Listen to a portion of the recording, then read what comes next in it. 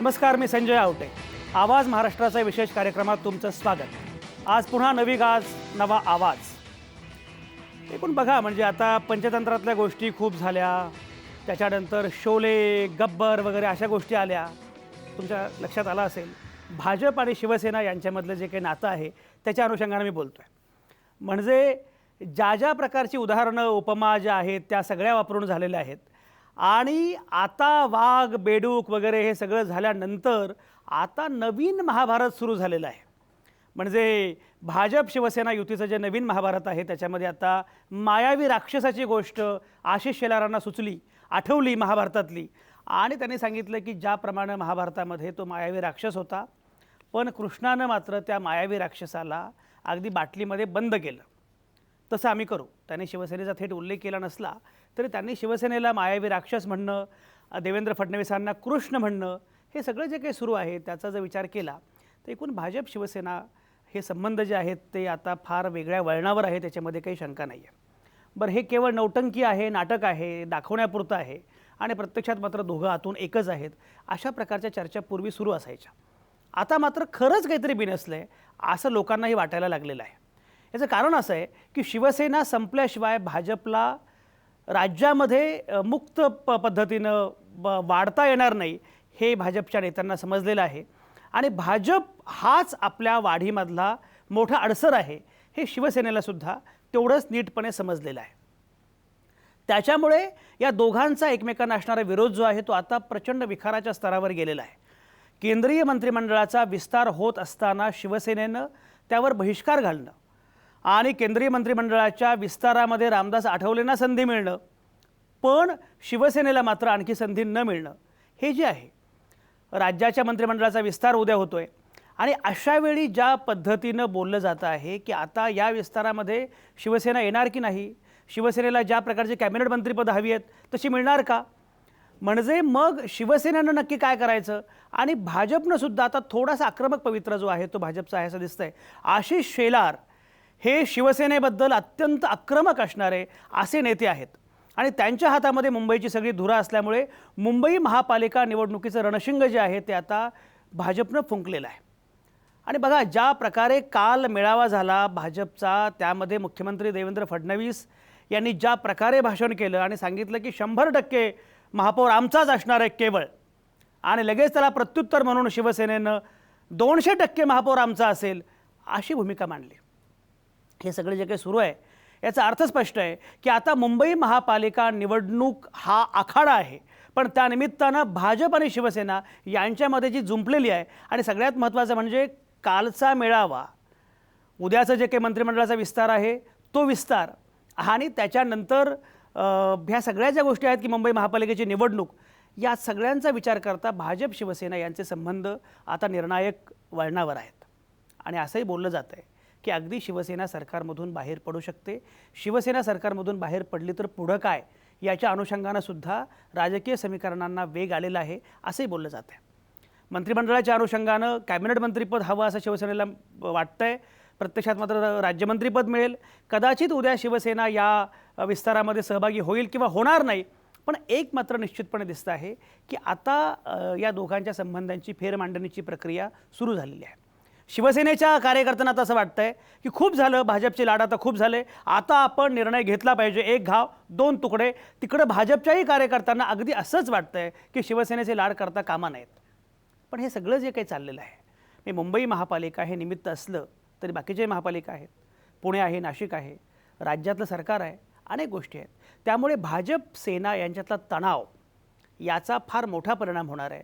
आणि याच अनुषंगानं आपण आज चर्चा करणार आहोत. युतीच्या महाभारतामध्ये आता मायावी राक्षसाची गोष्ट, असं शीर्षक मी दिलं आहे चर्चेला, पण मुळातच या सगळ्या अनुषंगानं आपण बोलणार आहोत. आणि ही सगळी चर्चा करण्यासाठी नेहमीप्रमाणे आपल्यासोबत आहेत नामवंत पाहुणे. किशोरी पेडणेकर आपल्यासोबत आहेत, शिवसेनेच्या प्रवक्त्या, ते आपल्यासोबत आता आलेले आहेत. डॉक्टर राजू वाघमारे काँग्रेसचे प्रवक्ते आहेत, ते आपल्यासोबत असणार आहेत. शैलेश गायकवाड हे ज्येष्ठ पत्रकार आहेत, ते आपल्यासोबत असणार आहेत. समीर सुर्वे माझे सहकारी, सकाळमध्ये ते वृत्तांकन करतात सगळं महापालिका विषयक, तेही आपल्यासोबत असणार आहेत. आणि प्रेक्षक म्हणून सलील तडवी हे जळगावमधून आपल्यासोबत असणार आहेत. या सगळ्याच नामवंतांच्यासोबत आपल्याला ही चर्चा सुरू करायची आहे.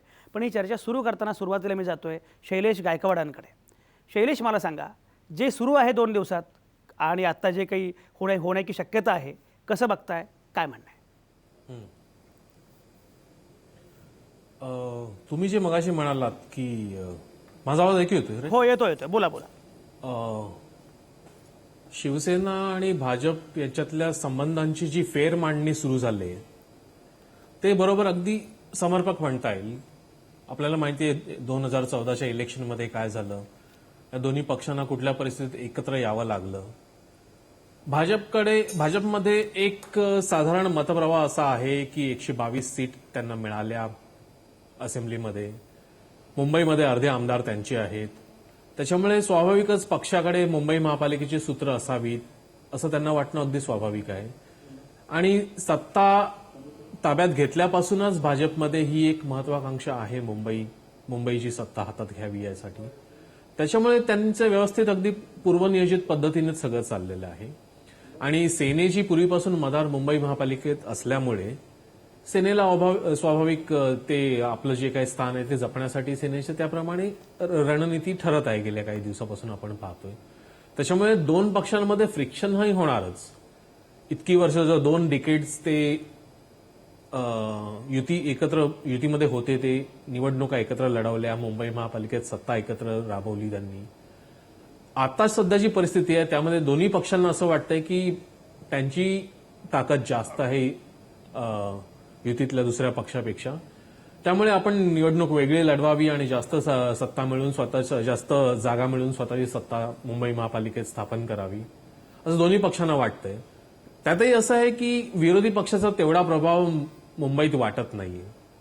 त्याच्यामुळे काँग्रेस असेल किंवा राष्ट्रवादी असेल यांची त्यांना तेवढी चिंता वाटताना सध्या तरी दिसत नाहीये शिवसेना किंवा बीजेपीला.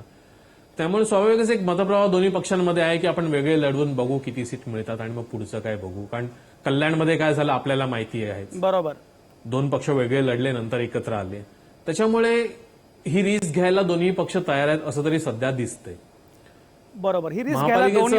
बरोबर, तुमचा मुद्दा पोहोचला शैलेश. अतिशय महत्वाचे मुद्दे तुम्ही मांडलेले आहेत. खरं म्हणजे भाजपचा प्रवक्ता आज पाहिजे होता आणि अर्थातच ज्या पद्धतीने निकाल येईल त्यानंतरच पुढची भूमिका ठरेल. बरोबर, भाजपचा प्रवक्ता खरं म्हणजे आज या चर्चेमध्ये पाहिजे होता. भाजपच्या प्रवक्त्यांना फोन केला, त्यांनी यायचं मान्यही केलं. पण नंतर मात्र भाजपच्या प्रवक्त्यांनी या विषयावर बोलायचंच नाही, कोणीच बोलायचं नाही असं बहुधा ठरवलेलं असावं. त्यामुळे कुठल्याच प्रवक्त्यांनी यायला नकार दिला. पण भाजपचे प्रवक्ते जरी नसले तरीसुद्धा शिवसेनेच्या प्रवक्त्या मात्र किशोरी पेडणेकर आपल्यासोबत आहेत. किशोरी पेडणेकर, मला सांगा, मुळामध्ये हे सगळं जे काही चाललेलं आहे की तुम्ही एकीकडे आक्रमक भाषा करता आहात, सरकारमध्ये पण आहात, मुंबई महापालिकेच्या अनुषंगानं आता तुम्ही आणि भाजप अशी जुंपलेली आहे, नक्की काय चाललंय शिवसेनेचं? किशोरी पेडणेकर, काय म्हणणं आहे? मुळात म्हणजे शिवसेना आत्ता आक्रमक आहे असं म्हणणं चुकीचं होईल. शिवसेनेचा पिंड हा आक्रमकच आहे. ज्या पद्धतीने विधानसभा लोकसभेच्या जेव्हा निवडणुका झाल्या त्याच्यानंतर हा जो आत्मविश्वास त्यांचा वाढला, त्या वाढलेल्या आत्मविश्वासाला आम्ही उत्तर देतोय. कारण प्रत्येक वेळेला क्रिया प्रतिक्रिया ही होतच राहणार. आता त्याला तुम्ही आखाडा म्हणा किंवा अजून काय म्हणा, हे राजकारण आहे. बरोबर, किशोरी पेडणेकर, त्याला आम्ही आखाडे म्हणू किंवा आडाखे म्हणू, पण आखाडे काय किंवा आडाखे काय, एकूण शेवटी जे घडायचं ते घडणार आहे. किशोरी पेडणेकर, मला सांगा की या सगळ्यामध्ये मुळात शिवसेनेला असं वाटतं का की खरं सत्तेमधून आता बाहेर पडलं पाहिजे? एवढा स्वाभिमान, एवढी आक्रमकता असेल तर बाहेर पडूया आणि जे काही असेल आपली ताकद आपण सिद्ध करू, असं काही ठरवलंय का शिवसेनेनं? काय म्हणणं आहे? मुळात म्हणजे या आलेल्या विधानसभेला शिवसेनेनी म्हणजे आमचे मोठे साहेब जेव्हा बाळासाहेब होते त्यापेक्षा 10 पावलं आमच्या उद्धवजींनी पुढे नेली आहे. आणि महाराष्ट्रामध्ये, मुंबईमध्ये जी ताकद दिसायला पाहिजे होती ती दाखवली आहे. मुळात ताकदीचा विषयच नाही आहे. इथे विषय लोकांच्या जनजीवनाशी निगडीत आहेत कोण, हा प्रश्न आहे. आणि तो प्रश्न सतत विचारला जातोय, त्याच्यावरती या प्रतिक्रिया उमटत आहेत. त्यामुळे ही ताकद वगैरे आम्हाला दाखवायची गरज नाही.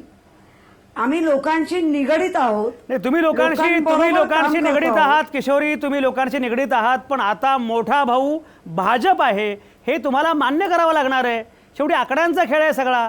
त्यामुळे तुम्ही धाकटे आहात, हे हो, धाकटे पण मान्य करावं. त्यात काय वाईट आहे? नाही ना, आकड्यांचा खेळ कसा आकडे लावले ते बघितलेत का? त्या आकडे जिकडे तिकडे नाराज झाले ते महाराज केले आणि त्या म्हणजे सगळा पूर्ण बीजेपी मध्ये काँग्रेस, राष्ट्रवादी, मनसे असं करून ती बेरीज झालेली आहे. अच्छा. आमच्या पक्षप्रमुखांनी सांगितलं होतं आम्ही रिजनल नाही आहोत पण आम्ही ओरिजिनल आहोत. क्या बात है, क्या बात है. वा वा वा वा. तुम्ही रिजनल नाही आहात, ओरिजिनल आहात. किशोरी पेडणेकर, बहुधा तुम्ही या चर्चेमध्ये येणार हे कळल्यामुळेच भाजपचे प्रवक्त्यांनी सांगितलं असेल की आम्ही काही येत नाही. कारण किशोरी पेडणेकर जे काही मुद्दे मांडतायत ते भन्नाटच आहेत. राजू वाघमारे, मला सांगा, राजू वाघमारे, एकीकडे हे मायावी राक्षस, कृष्ण बाटली हे काही काही सुरू आहे, या सगळ्यामध्ये भाजप विरुद्ध शिवसेना असा सामना आहे. त्यामध्ये काँग्रेस आणि राष्ट्रवादी नावाचे पक्ष आहेत की नाहीत मुंबईत? काय काय चाललंय, काय तुम्ही काय करता आहात? संजयजी, तुम्हीच या प्रश्नाचं उत्तर दिलंय की या सगळ्यामध्ये काँग्रेस कुठे आहे. प्रश्न असा आहे की मीडियामध्ये आपली नावं यायला पाहिजेत, मीडियाचं लक्ष आपल्याकडे राहिलं पाहिजे, लोकांचं लक्ष, मूलभूत जे प्रश्न आहेत मुंबईकरांचे आणि या महाराष्ट्रातील जनतेचे, त्या मूलभूत प्रश्नांवरून लोकांचं लक्ष उडालं पाहिजे. या सगळ्या गोष्टींचा जो परिपाक आहे तो यांचं हे चाललेलं नाटक आहे. आणि जेवढं मीडिया आपण ज्यावेळी अशा लोकांच्या, शिवसेना आणि बीजेपीवर आपण शो करतो किंवा यांच्या नाटकाबद्दल आपण बोलण्याचा प्रयत्न करतो, तीच गोष्ट या दोन्ही पक्षांना पाहिजे. कारण यांना काय आहे की बघा, शिवसेना 2019च्या विधानसभेच्या निवडणुकीपर्यंत बीजेपीशी काडीमोड घेणार नाही. कारण शिवसेनेला सत्ता पाहिजे. मराठी माणसाच्या स्वाभिमानाची जी व्याख्या होती ती शिवसेनेने बदललेली आहे. त्याच्यामुळे मराठी माणसाचा स्वाभिमान जो होता, मोडेन पण वाकणार नाही, त्याच्याऐवजी वाकेन पण मोडणार नाही, असा उलटा आता झालेला आहे. तो एक प्रश्न झाला.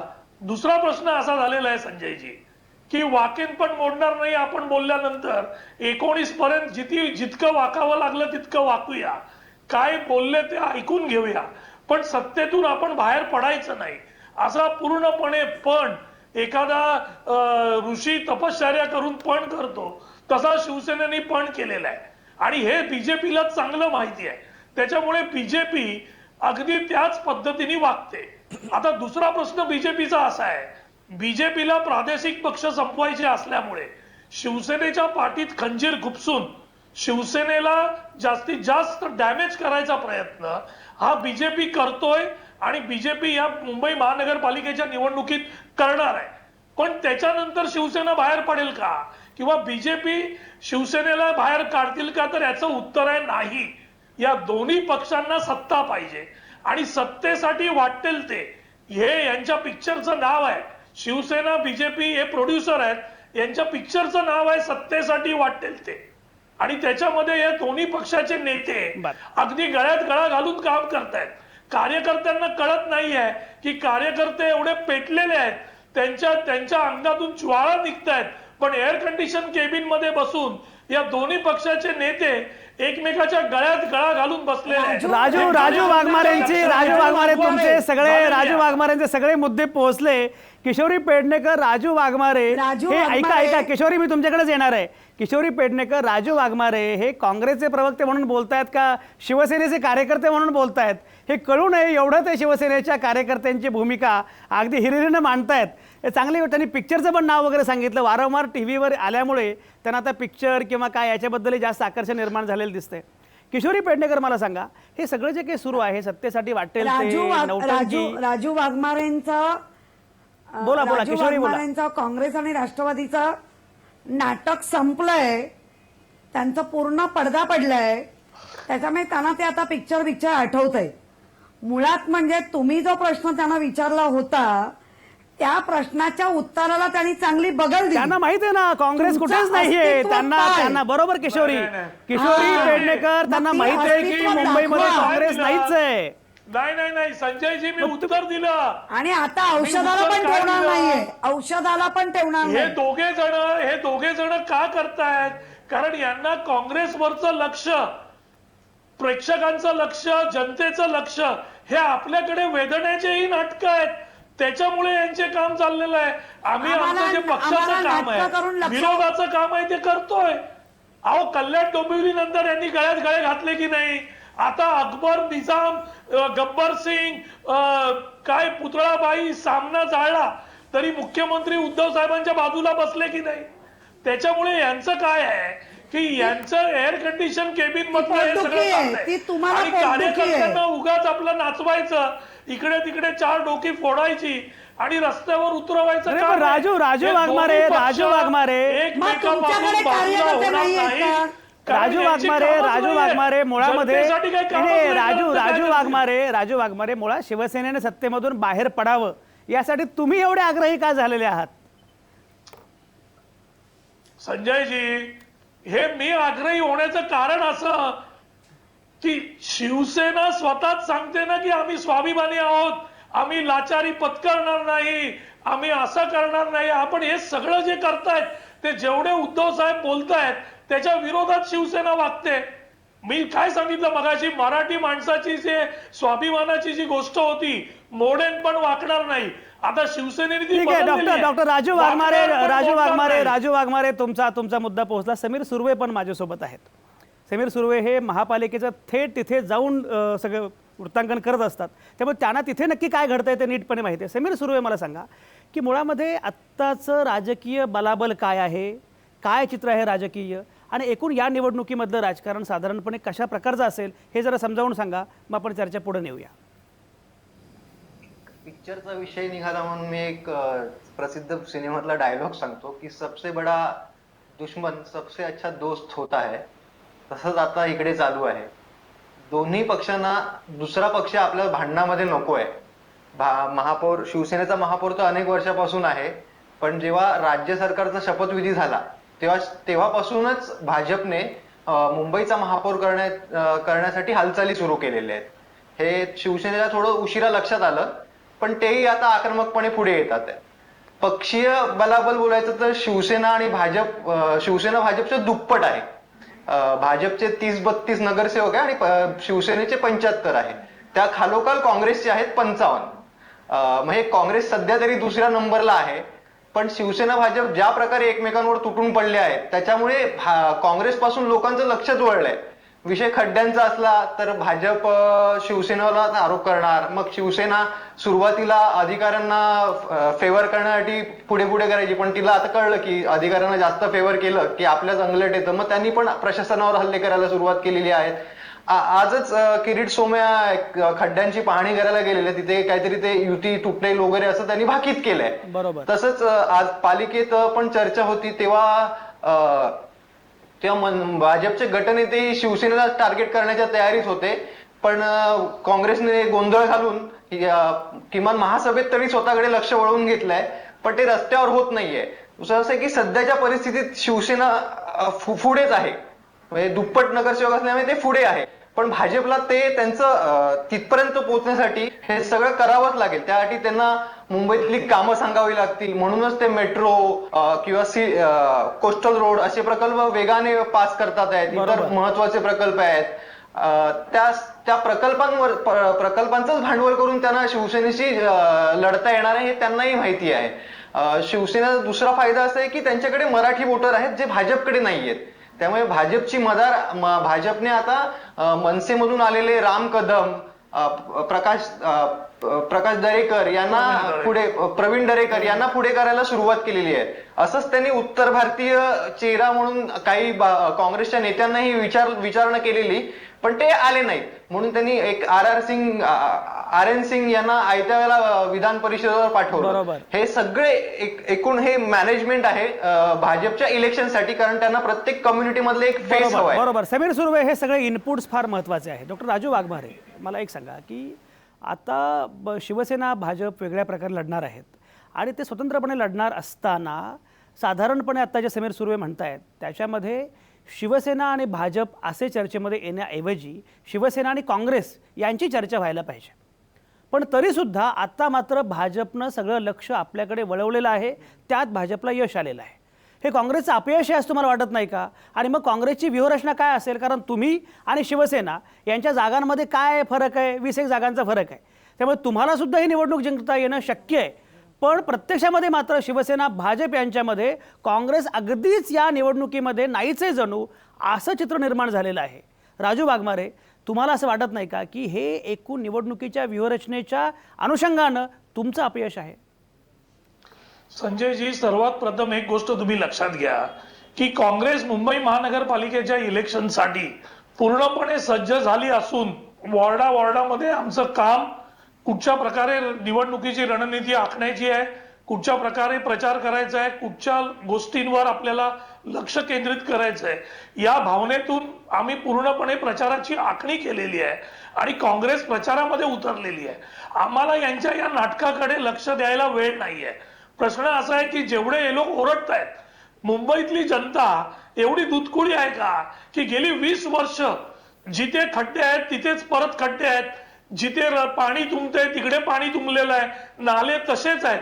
गेली 20 वर्ष यांच्या या कारभाराला मुंबईची जनता कंटाळलेली आहे आणि जनतेच्या हे लक्षात आलंय की बीजेपीने कितीही ओरडून शिवसेनेकडे बोटं दाखवली आणि शिवसेनेने कितीही ओरडून बीजेपीकडे बोटं दाखवली तरी जनतेला हे कळून चुकलेलं आहे की या दोन्ही पक्षांनीच ही मुंबईची परिस्थिती आजची जी आणलेली आहे याला कारणीभूत हे दोन्ही पक्ष आहेत.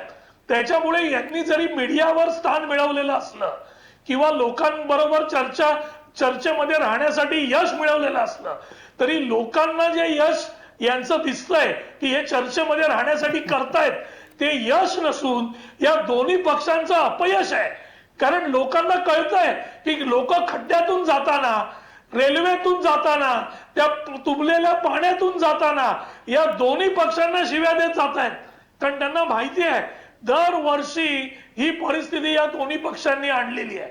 त्याच्यामुळे काँग्रेसने आमचा प्रचार जो आहे तो पूर्णपणे व्यवस्थित. राजू वाघमारे, तुमचा मुद्दा केलेली पोहोचला. डॉक्टर राजू वाघमारे, तुमचा मुद्दा पोहोचला. शैलेश, मला एक सांगा की बघा, म्हणजे राज्यामध्ये शिवसेना सत्तेत आहे पण तरीसुद्धा विरोधी पक्षाची जागा शिवसेनेनं ऑक्युपाय केलेली आहे. तेच मुंबई महानगरपालिकेमध्ये भाजप सत्तेमध्ये आहे तरीही विरोधी पक्षाची जागा भाजपनं ऑक्युपाय केलेली आहे. याच्यामध्ये खरा विरोधी पक्ष जो आहे काँग्रेस किंवा NCP हे मात्र बाजूला पडलेत. हा क्रमांक 1चा मुद्दा. दुसरं म्हणजे भाजपची जी व्यूहरचना आहे, समीरन आत्ता जो उल्लेख केला, भाजपनं विधानसभा निवडणूक असेल, बाकीच्या अलीकडच्या काळातल्या निवडणुका असतील, सगळीकडे बाहेरच्या लोकांना आयात केलं आणि काहीही करून आत्ता निवडणूक जिंकायची. म्हणजे महाराष्ट्रच नव्हे, अगदी आसाम असेल, बाहेर असेल, सगळीकडे त्यांनी या प्रकारे सगळी व्यूहरचना भाजपची होती. तुम्हाला असं वाटतं का की मुंबई महापालिका निवडणुकीमध्ये सुद्धा भाजपचा प्रामुख्यानं प्रयत्न हा बाहेरचे लोक आणणं आपल्या पक्षामध्ये आणि मॅक्सिमम जागा जिंकणं अशी व्यूहरचना असणारे भाजपची? काय वाटतंय? बरोबर संजय, पॉलिटिक्स हा मुळात परसेप्शनचा खेळ असतो. भाजपने, आपण जर पाहिलं विधानसभेमध्ये भाजपने ज्या पद्धतीने विधानसभा लढवली मुंबईमध्ये, कारण ट्रॅडिशनल मराठी वोटर्स जे आहेत ते शिवसेनेकडे आहेत आणि गेली अनेक वर्ष शिवसेनेबरोबर युती असल्यामुळे भाजपला बऱ्याच ठिकाणी मराठी मतदान होत होतं. भाजपची मराठी मतं आहेत, नाही असं नाही, पण सेनेबरोबरच्या युतीमुळे त्यांचा फायदा होत होता. ज्या वेळेला विधानसभेला हे दोन पक्ष वेगळे लढणारे ठरलं त्यावेळेला भाजपने इतर वर्गांनाही, मराठीबरोबरच इतर वर्गांनाही आपल्याकडे आकृष्ट करण्यासाठी प्रयत्न केले. जसे उत्तर भारतीय असतील म्हणा किंवा इतर छोटे छोटे जे भाषिक वर्ग आहेत मुंबईतले, तीच रणनीती त्यांनी हळूहळू पुढे चालू ठेवली. आता ते RN सिंग सारख्या व्यक्तीला जर त्यांनी आमदार केलं असेल किंवा मनसेतून काही नेते आणले असतील तर भाजपचा हाच प्लॅन आहे की एकेकाळी काँग्रेस ज्या पद्धतीने मुंबईमध्ये स्वतःची काँग्रेसची वोट बँक होती, मराठी, उत्तर भारतीय, मुस्लिम, दलित किंवा इतर भाषिक वर्ग या सगळ्यांची मिळून काँग्रेसने एक स्वतःची वोट बँक मिळवलेली, ते काँग्रेसचीच ती पद्धत आता भाजप वापरतंय आणि त्या पद्धतीनेच त्यांचं प्लॅनिंग चाललेलं आहे. राहिला मुद्दा असा विरोधी पक्षाचा. हे खरं आहे की जुयातपर्यंत तुम्ही म्हणालात की स्टेट लेवलला शिवसेना हाच मुळात प्रमुख विरोधी पक्ष असल्यासारखा वागतोय आणि मुंबईमध्ये तेच काम भाजपने केलंय. काही प्रमाणात हे खरं आहे की विरोधी पक्ष कुठेच दिसू नये म्हणूनही दोन पक्ष अगदी व्यवस्थित ठरल्याप्रमाणे म्हणजे समजून उमजून एकमेकांना टार्गेट करतायत. कल्याणमध्ये काय झालं आपल्याला माहिती आहे. मुंबईमध्ये सध्या तरी परसेप्शन असंच आहे की शिवसेना सत्तेत आहे आणि भाजप हा प्रमुख विरोधी पक्ष आहे. भाजपला फार कोणी विचारत नाही की 20 वर्षात तुम्ही सेनेबरोबर होतात. मुंबईमध्ये जर काही उणं असेल तर त्यामध्ये तुमचाही हातभार आहे. जर तुम्ही सेनेला टार्गेट करत असेल तर प्रश्न तुम्हालाही विचारले पाहिजेत. पण असं आहे, हे विचारणार कोण? कारण विरोधी पक्ष साधारण गेल्या 2012ला मुंबई महापालिकेची निवडणूक झाली तेव्हापासून आतापर्यंत मुंबईचे प्रश्न विरोधी पक्षांनी किती उचलले, काँग्रेस असेल किंवा राष्ट्रवादी असेल किंवा मनसे असेल, ते आपल्या सगळ्यांना माहिती आहे. ही जी निवडणूक आहे 6 महिने 7 महिने उरलेले आहेत. अजूनही मुंबईकरांना वाटतं का की जर सेना भाजप बरोबर ते नाराज असतील तर दुसऱ्या विरोधी पक्षाकडे कारभार द्यावा, असं लोकांना वाटतं का? जर वाटत नसेल तर हे विरोधी पक्षाचं अपयश आहे. आणि जर तसं असेल तर भाजप आणि सेना बरोबर शैलेश सगळे मुद्दे शैलेश पोहोचले, सगळे मुद्दे पोहोचले. मला आता ब्रेक घ्यायचा आहे, पण राजू वाघमारे यांना मगाशी काहीतरी बोलायचं होतं, कारण काँग्रेसच्या अनुषंगानं शैलेश भाष्य करत होते. राजू वाघमारे, तुम्ही पटकन बोला, मला ब्रेक घ्यायचा आहे. संजयजी, त्याच्यात 2 गोष्टी आहेत. आता ते शैलेशजी म्हणाले की काँग्रेस सारखी गोष्ट भाजप करतंय का, तर पहिली गोष्ट आहे ती अजिबात नाही. काँग्रेसकडे स्वतःचा कार्यकर्त्यांचा संच आहे, काँग्रेसकडे जनाधार आहे. बीजेपीनी सगळे जे नेते आणलेले आहेत ते आमच्या एनसीपी मधून, काँग्रेसमधून, सेनेतून गेलेले सगळ्या नेत्यांना त्यांनी तिकडे बीजेपी मध्ये घेतलंय. त्याच्यामुळे नेत्यांचा पक्ष आहे बीजेपी. बीजेपी हा जनतेचा पक्ष नाही. ते मोदींच्या नावावर त्यावेळी निवडून आले, त्या वातावरणात निवडून आले. हा पहिला मुद्दा. दुसरा मुद्दा, विरोधी पक्ष म्हणून काँग्रेसने मुंबईमध्ये ज्यावेळी तिकीट वाढ झाली, तिकीट वाढ झाल्यानंतर रेल्वे रस्ता रोको करून तिकीट वाढ मागे घ्यायला बंद पाडली काँग्रेसने. महागाईच्या विरोधात आम्ही मोर्चा काढला काँग्रेसने. पाण्याच्या संदर्भात मोर्चा काढला काँग्रेसने. त्याच्यामुळे ज्या ज्यावेळी मुद्दे आहेत त्या मुद्द्यांना घेऊन काँग्रेस रस्त्यावर उतरलेली आहे. मग वीज दरवाढीचा मुद्दा असू द्या, महागाईचा मुद्दा असू द्या, सोसायटीचा मुद्दा असू द्या, आम्ही मोर्चा काढून. बरोबर राजू वाघमारे, आता फक्त वेळेचा मुद्दा आहे, मला ब्रेक घ्यायचा आहे, तुम्ही कुठेच जाऊ नका.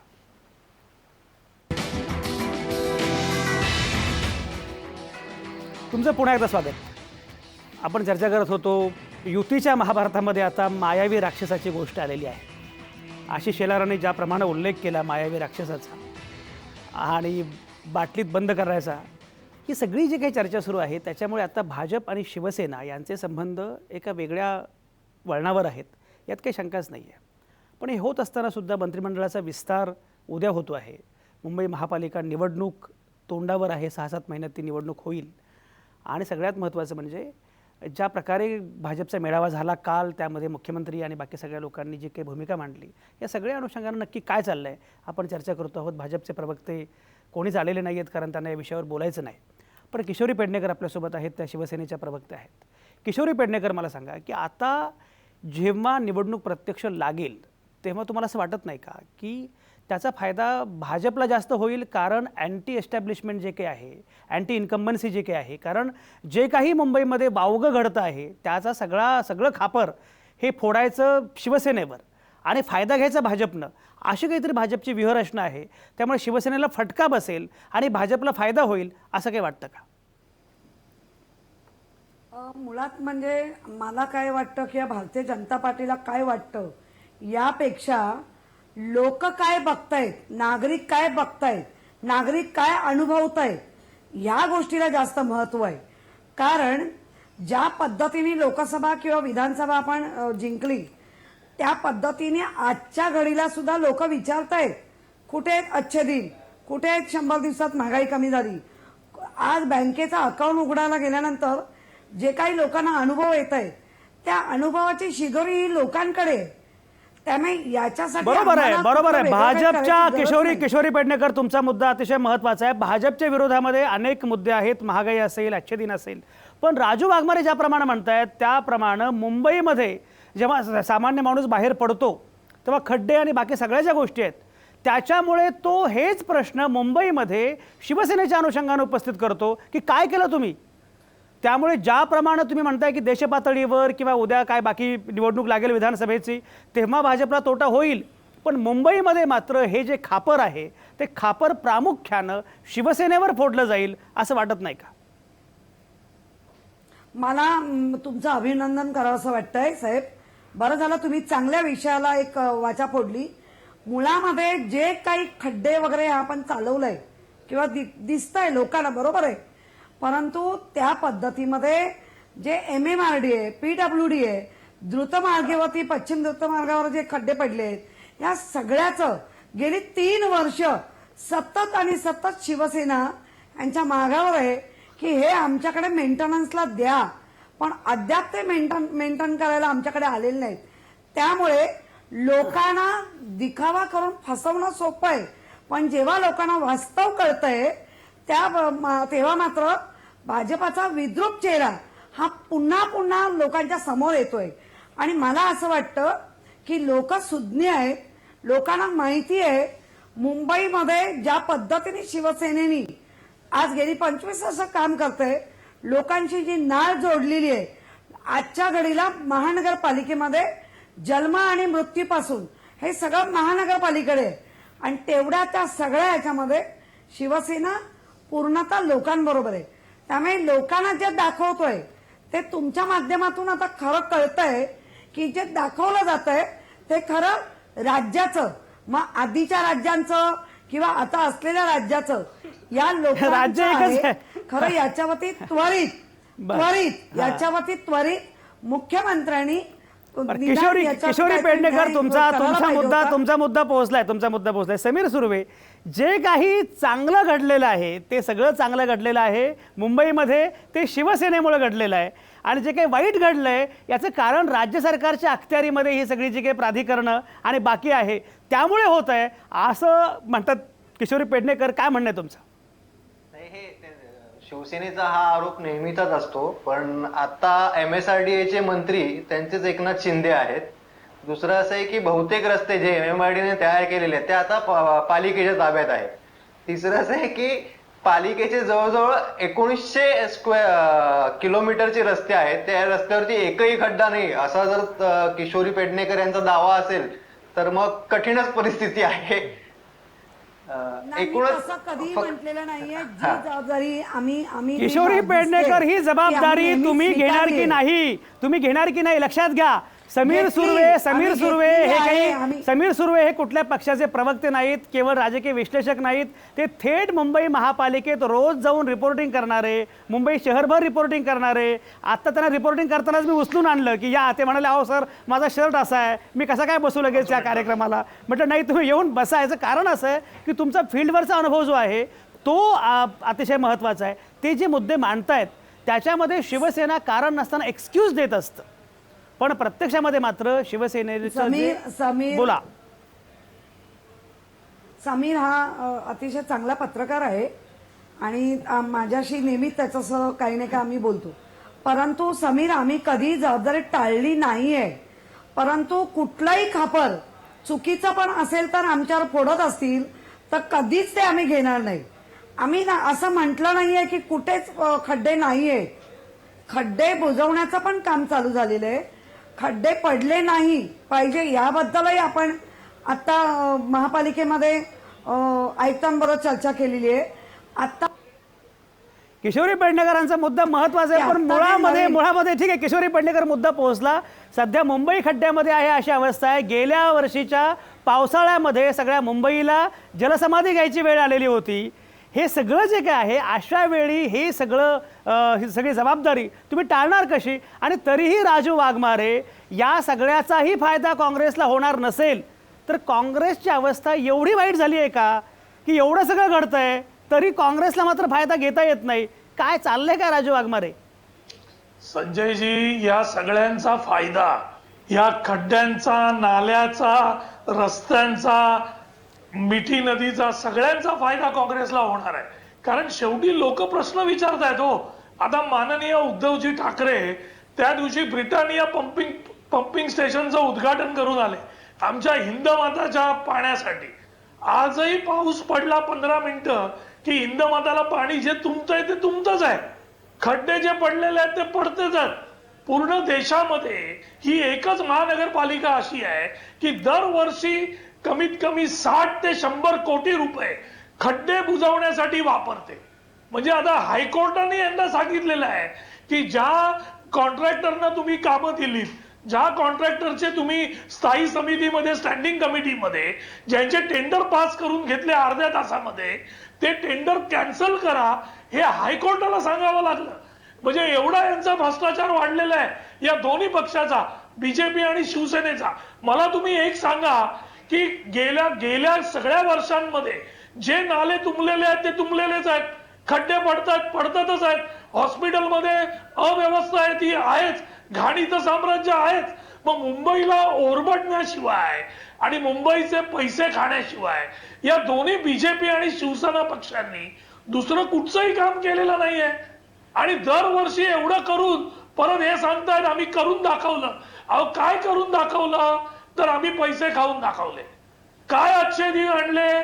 तर आम्ही मुंबईकरांना खड्ड्यातून आणि रस्त्यामधून हॉस्पिटलमध्ये जायला मदत केली. हे बीजेपी वाले सांगतायत.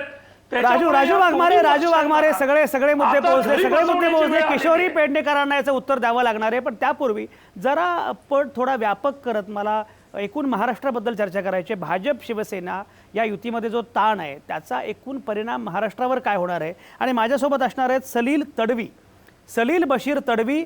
हे जळगावचे आहेत आणि तरुण मुलगा आहे, पण एकूण या सगळ्या राजकारणाकडे याच्याकडे खूप व्यवस्थितपणे बघत असतो. त्यानं जेव्हा फेसबुकवर कमेंट केली त्याला मी असं म्हटलं की तू या कार्यक्रमात ये आणि बोल. सलील तुमचं स्वागत या कार्यक्रमामध्ये. सलील तडवी, मला सांगा, भाजप शिवसेनेमधला हा जो ताण आहे, तणाव आहे, कसं बघताय तुम्ही? काय म्हणणं आहे?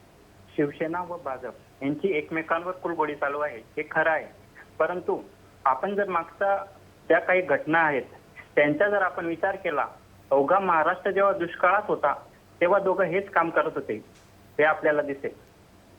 खरं भाजपचा जर आपण विचार केला तर भाजपला फक्त शिवसेनेचं बोट पकडायचं आहे, त्यांना कडेवर घ्यायचं नाही. आणि हे पक्ष जेव्हा गरज असते तेव्हा एकत्र येतात आणि दोघं जेव्हा गरज नसते तेव्हा हे दोघं एकमेकांवर टीका करतात. आणि काँग्रेस आणि राष्ट्रवादीचा जर आपण विचार केला, जेव्हा शिवसेना आणि भाजप सत्तेत असताना जसा कलगीतुरा करता आहेत तसाच काँग्रेस आणि राष्ट्रवादीने केलेला आहे. त्यामुळे काँग्रेस आणि राष्ट्रवादी हे दोघं त्यावेळेस शांत आहेत. आणि मुंबई महानगरपालिकेचा जर विचार केला तर या दोघांना शिवसेना किंवा भाजप यांना फायदा होईल असं मला वाटत नाही, कारण मुंबईची जनता ही शून्य आहे आणि काँग्रेसला चान्स आहे, पण काँग्रेसची जे नेटवर्क आहे किंवा लोकांची जी नाळ आहे काँग्रेसची ती फार कमी जुळलेली आहे. जशी शिवसेनेची जुळलेली आहे किंवा भाजपाची आता जुळलेली आहे लोकांशी, तशी काँग्रेसची नाळ जुळलेली आहे. परंतु काँग्रेसची वाईट अवस्था आहे ही नक्की आहे. काँग्रेसमध्ये इच्छाशक्ती नाही. काँग्रेस व्यवस्थित मुद्दे घेऊन यांच्या विरोधात पुढे येत नाही. राजू वाघमारे जे म्हणतायत ते सुद्धा त्यांना व्यवस्थित मुद्दे मांडता येत नाही. मुंबईचे काय मुद्दे आहेत ते तुम्ही व्यवस्थित मांडा, तेव्हा नेमकं या दोघांचं काय चालू आहे तुम्ही लोकांना सांगा ना. बर, सलील सगळे मुद्दे पोहोचले. राजू वाघमारे, ये पब्लिक है, ये सब जानती है. बघा प्रेक्षकांनी, तुम्ही काही आरडाओरडा केला ना, सलील तडवींनी सांगितलं राजू वाघमारेंकडे मुद्दे नाही आहेत. बघा तुम्हाला आता बरीच तयारी करावी लागणार आहे, आणखी 6-7 महिने आहेत. पण शैलेश गायकवाड, मला सांगा शैलेश गायकवाड, की आता भाजपचा कोणी प्रवक्ता नाही आहे, थोडं भाजपच्या मनात नक्की काय चाललेलं आहे? म्हणजे एकीकडे मुंबईमध्ये भाजप खरं म्हणजे फार कमकुवत आहे, मुंबईमध्ये भाजप फार कमकुवत आहे, तरीसुद्धा आपला महापौर होऊ शकतो हा आत्मविश्वास, हे बळ भाजपमध्ये कुठून आलं, हा क्रमांक 1चा मुद्दा आहे. आणि क्रमांक 2, भाजपचं वरिष्ठ नेतृत्व शिवसेनेकडं नक्की कुठल्या पद्धतीनं बघत असेल, काय वाटतं? संजय, भाजप कमकुवत आहे असं मी मानायला तयार नाही सध्या. अच्छा, कारण आपले यार्डस्टिक काय असते, एखाद्या ठिकाणी सत्ता, एखादा पक्ष प्रबळ असण्याची, तुम्ही निवडणुकांमध्ये किती जागा जिंकता. आज जास्त खासदार भाजपचे आहेत मुंबईत, आमदार जास्त त्यांचे आहेत. त्याच्यामुळे जर तुम्ही 2014च्या पार्श्वभूमीवर जर बघाल तर भाजप बऱ्यापैकी ताकदवान पक्ष आहे मुंबईमध्ये. 2014ला जे काही झालं, ज्या पद्धतीने भाजपला लोकसभेत सत्ता मिळाली एका हाती, विधानसभेमध्ये प्रमुख पक्ष म्हणून भाजप उदयाला आला, त्याच्यामुळे आता भाजपची महत्वाकांक्षा अशी आहे की शतप्रतिशत जी त्यांची घोषणा होती, स्वबळावर पूर्णपणे सत्ता मिळवावी. तर भाजपमध्ये थिंकिंग असं आहे की 2019ला आपल्याला कोणाची गरज न लागता आपण आपल्या स्वबळावर सत्तेत येऊ. या संपूर्ण याच्यामध्ये एक महत्वाचा टप्पा त्यांच्यासाठी आहे, तो म्हणजे मुंबई महापालिका. 2014 पासून त्यांचं स्वप्न आहे मुंबई महापालिकेवर सत्ता मिळवायची आणि सेनेपेक्षा मोठा पक्ष व्हावा ही त्यांची इच्छा आहे. कारण 227 पैकी 125 जागा जिंकणं एवढं सोपं नाहीये, भाजपलाही माहिती आहे. पण त्यातल्या त्यात किमान जर 60-70 ज्या काही सीट जिंकता आल्या तर सेनेबरोबर त्यांना बरोबरीच्या नात्याने डीलिंग करून सत्तेमध्ये वाटा मिळवता येईल. हा त्यांचा माफक विचार आहे. आणि आपण आणखी एक गोष्ट विसरतोय, ते म्हणजे फक्त मुंबई महापालिकेच्या निवडणुका नाहीत. जवळजवळ 10 मोठी शहरं आणि 26-24 किंवा 26 झेडपी जिल्हा परिषदा अशा पद्धतीने मिनी असेंब्ली इलेक्शन असणार आहे 2017 मध्ये. हे यासाठी महत्वाचं आहे की 2017 पर्यंत देवेंद्र फडणवीस सरकारचा अर्धा टप्पा पूर्ण होणार आहे आणि त्याच्यानंतर या इलेक्शन नंतर त्यांना उरलेली 2.5 वर्ष जोरात बॅटिंग करावी लागेल. तर या सगळ्या संदर्भामध्ये या येणाऱ्या निवडणुका ह्या भाजपला एक साधारण रियालिटी चेक घेता येईल की आपण नक्की कुठे आहोत. 2014च्या पार्श्वभूमीवर आपल्याला अजूनही तेवढं लोकांमध्ये स्थान टिकवता आलेलं आहे की आपल्याला काही कमकुवतपणा आहे, आणखी पुढे काय करावं लागेल. या सगळ्या पार्श्वभूमीवर या निवडणुका पाहाव्या लागणार आहेत. इनफॅक्ट उद्याचं जे मंत्रिमंडळ विस्तार आहे त्यालाही हीच पार्श्वभूमी आहे. बरोबर. किशोरी पेडणेकर, मला सांगा की आता ज्या पद्धतीनं शैलेश गायकवाड मांडणी करत होते त्याच्यामध्ये आत्ता 2017 मधल्या या सगळ्याच निवडणुका या फारच महत्त्वाच्या आहेत. अशा वेळी शिवसेनेची एकूण भूमिका काय असणार आहे? कारण तुम्ही असं म्हणता की शिवसेना हा लोकांचा पक्ष आहे, पण आता भाजपनं थेटपणे तुम्हाला आव्हान दिलेलं आहे. ते केवळ मुंबईत नाही, राज्यात सगळीकडे आव्हान दिलेलं आहे. अशा वेळी शिवसेनेला धक्का बसू शकतो. मग शिवसेनेनं काय केलं पाहिजे आणि शिवसेना नक्की काय करते आहे? आत्ता जे काही शिवसेना करते आहे त्याच्यामुळे शिवसेनेला फायदा होईल असं वाटतं का? मुळात म्हणजे गायकवाड साहेबांनी जे सांगितलं त्यांनी मागची पार्श्वभूमी जेव्हा म्हटलं तर मी असं म्हणेन की ज्यावेळेला 2014ला लोकसभा झाली, विधानसभा, लगेच दिल्ली आली. दिल्लीत काय घडलं, दिल्लीमध्ये भारतीय जनता पार्टीचं काय झालं, त्यामुळे आता काय मग काय ह्या म्हणण्यापेक्षा आम्ही काय करतो आहोत आणि आम्ही कसं काम करतो आहोत आणि आम्हाला ज्या पद्धतीने लोकांना अपील करायचंय आणि जे होतंय, कारण शड्डू ठोकणं हा शिवसेनेचा स्थायी भाव कधीच नव्हता. शिवसेना ही नेहमीच आक्रमकरित्या रस्त्यावर उतरून काम करते. कारण मगाशी राजू वाघमारेंनी जे उत्तर दिलं की काळ्या कंत्राटदारांना तुम्ही कसं काय दिलं, खरं म्हणजे मला त्यांना सांगायचंय तुमचं ज्ञान कमी आहे याबाबत. कारण निविदा ज्या मागितल्या जातात त्या ई टेंडरिंगने होतात. ई टेंडरिंग मध्ये कोणी भरलंय, काय भरलंय कधीही कळत नाही. ज्या वेळेला सी पाकिट उघडलं जातं त्यावेळेला ते कळतं कुठल्या कॉन्ट्रॅक्टरने भरलंय. आणि मग जर काळ्या यादीतले लोक होते तर ते स्टँडिंगला कॅन्सल करता येत नाही. तो अधिकार एकदा आयुक्तांना असतो किंवा मुख्यमंत्र्यांना असतो. त्यामुळे आता जे कोर्टाचे जे आदेश आले हे कॉन्ट्रॅक्टर सिंडिकेट करून कोर्टात गेले आणि मग कोर्टाकडनं आला. आम्ही नाही कोर्टात धाडलं त्यांना.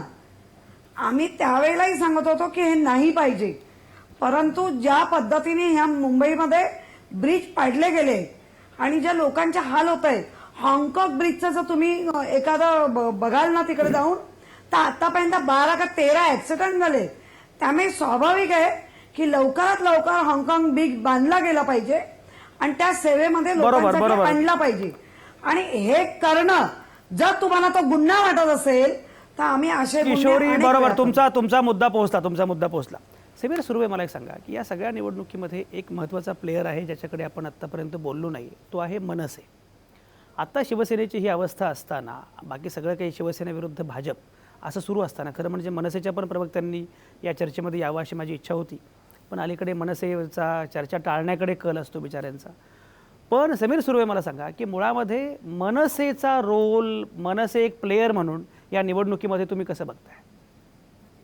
मनसेचा प्रभाव आता पूर्वी एवढा नक्कीच राहणार नाहीये. मनसेला म्हणजे 10 नगरसेवक तरी निवडून येतील का अशी त्यांच्याच पक्षात चर्चा सुरू आहे. त्यांचे अनेक नेते आपला काय प्लान आहे, काय करायचं आहे ह्याच्याबद्दल विचार करत असतात, पण त्यांच्यासमोर कुठलाच प्लान नाहीये. म्हणून ते लोकल एखादा नगरसेवकाला जो वाटतो तो ते आंदोलन घेतो. असं व्यापक स्वरूपाचं कुठलंही आंदोलन नाहीये. त्यामुळे मनसे सध्या या स्पर्धेत नाहीये. पण शिवसेनेला सह देण्यासाठी, म्हणजे शिवसेनेचा जो मराठी वोटर आहे, जो विधानसभेत मनसेकडून पुन्हा शिवसेनेकडे आला, त्याला डॅमेज करायचं असेल तर भाजप हा मनसेला पुन्हा मोठं करू शकते. मग त्यात त्यांची आंदोलनं वाढली जातील, अरेस्ट होतील, वेगवेगळ्या गोष्टी बाहेर येतील. ह्या सगळे प्रकार भाजप करू शकते, कारण त्यांच्याकडेच बरोबर, मतांचं विभाजन, शिवसेनेच्या मतांचं विभाजन करायचं असेल तर भाजपच कदाचित मनसेला बळ देऊ शकतो. ज्याप्रमाणे काँग्रेस आणि शिवसेना याच्याबद्दल एकेकाळी बोललं जात होतं. ही सगळी चर्चा महत्त्वाची. माझा वेळ संपत आलेला आहे. पण एक शेवटचा मुद्दा आहे शैलेश, तुमच्याकडेच मला पुन्हा याच्या समारोपाला, तो म्हणजे मगाशी तुम्ही ओझरता उल्लेख केला मंत्रिमंडळ विस्ताराचा. उद्याच्या मंत्रिमंडळ विस्ताराच्या अनुषंगानं तुमचा होरा काय आहे, भाकीत काय आहे?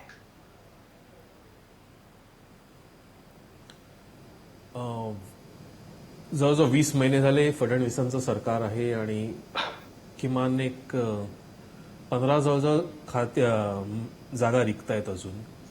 फडणवीसांना जर कारभार व्यवस्थित करायचा असेल त्यांना आणखी लोकांची मंत्रिमंडळात गरज आहे, त्याप्रमाणे ते विस्तारात ते करतायत. मला वाटतं 9-10 भाजपचे मंत्री आत येतील, सेनेला 2 जागा मिळतील, कॅबिनेट मिळेल की नाही मला माहित नाही, बहुतेक नाही असं दिसते, आणि मित्रपक्ष येतील. फडणवीसांना ही एक संधी आहे. आतापर्यंत जो परफॉर्मन्स आहे मंत्र्यांना, त्यातल्या ज्यांचं काम समाधानकारक नाही त्यांची खाती बदलून नव्या चेहऱ्यांना आणणार. तर फुंडकरांसारखे किंवा येरावारांसारखे, सुभाष देशमुखांसारखे ज्येष्ठ आमदार आतमध्ये येतील, त्यांना मंत्री करतील. थोडाफार अनुभवी मंत्र्यांची गरज आहे असं दिसतंय. विशेषतः खडसे गेल्यावरती हे आता प्रकर्षाने जाणवते. खडसे मंत्रिमंडळातून बाहेर गेल्यामुळे त्यांची जवळजवळ 8-10 खाती होती, त्यातली काही महत्वाची खाती आहेत रेव्हेन्यू सारखी. तर या सगळ्या पदांवरती त्यांना आता अशी माणसं नेमावी लागतील की गव्हर्नमेंटचा परफॉर्मन्स आता महत्वाचा असणार आहे. आणि 2-2.5 वर्ष हातात राहतील त्यांना थोडं वेगाने काम करावं लागेल. रिझल्ट डिलिव्हर करावे लागतील, कारण प्रॉमिस करणं, लोकांना आश्वासनं देणं आणि ते प्रत्यक्षात उतरवणे 2 वेगळ्या गोष्टी असतात. खरंय. तर त्यासाठी फडणवीसांना एक चांगली टीम बांधायची एक संधी उद्याच्या एक्सपान्शनच्या निमित्ताने मिळणार आहे. बरोबर शैलेश, आपल्याला उद्या संध्याकाळपर्यंत कळेल. बरोबर शैलेश, हे सगळे मुद्दे अतिशय महत्त्वाचे आहेत. आमदार सुभाष देशमुखांसारखा एक नेता, त्याला मंत्रीपद मिळणं याचा अर्थच असा आहे की साधारणपणे आत्ता एक वेगळी जुळवाजुळव सुरू झालेली आहे आणि चांगले भरभक्कम मंत्रिमंडळ करण्याचा सुद्धा प्रयत्न दिसतो आहे. तशी टीम बांधली गेली तर कदाचित त्याचा एकूण गव्हर्नन्सवर पण चांगला परिणाम होऊ शकतो. शिवसेना कितीही भांडत असली तरीसुद्धा जे काही मंत्रिपद मिळेल ते पदरात पाडून घेईल आणि पुढे जाईल असं सध्या तरी दिसतं आहे. काय होईल ते आपण बघूया. पण एकूणच भाजप शिवसेना यांच्यामधला हा जो ताण आहे, हे सगळं जे काही भांडण संघर्ष या वळणावर आलेला आहे, त्याला कारण मुंबई महापालिका निवडणूक हे जरी असलं तरी अंतिमतः मात्र शेवटी शिवसेना भाजप या दोघांनाही एकमेकांना संपवायचं आहे. ही लढाई तिथपर्यंत जाणार आहे. या सगळ्यामध्ये काँग्रेस आणि राष्ट्रवादी यांना आपली स्पेस किती ऑक्युपाय करता येते, मनसे नक्की काय प्रकारे काम करते, या सगळ्यावर या सगळ्या गोष्टी अवलंबून आहेत.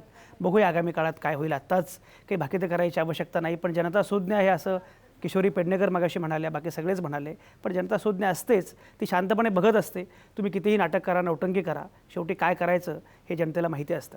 सगळ्याच नामवंतांचे अतिशय मनापासून आभार. आज थांबूया इथंच. पुन्हा भेटू उद्या रात्री 8 वाजता. तुमच्या आतल्या आवाजासह पाहत आणि ऐकत रहा आवाज महाराष्ट्राचा.